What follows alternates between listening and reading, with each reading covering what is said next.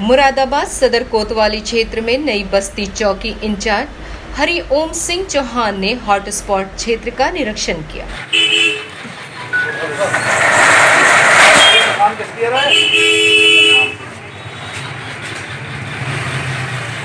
जिसमें जो लोग बेवजह अपने घरों के बाहर बैठे दिखाई दिए, उनसे अपील की आप लोग सोशल डिस्टेंसिंग का ख्याल रखें और एक स्थान पर जमा ना हो, जिसमें कच्चा बाग, लाल मस्जिद, फील खाना, रेटी स्ट्रीट आदि क्षेत्रों में निरीक्षण करते नजर आए।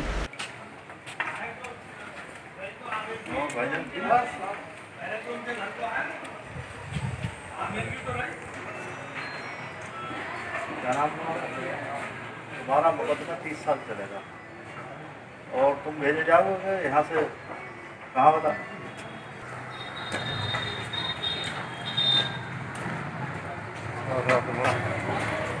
भाई कहाँ पूछे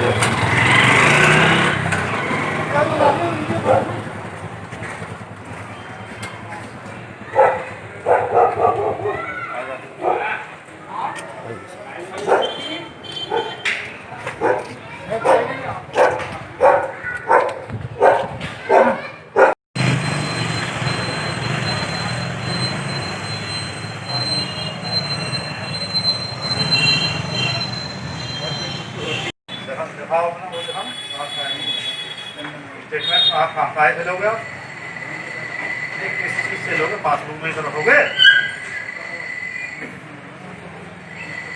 चले जाइए श्रीमान जी।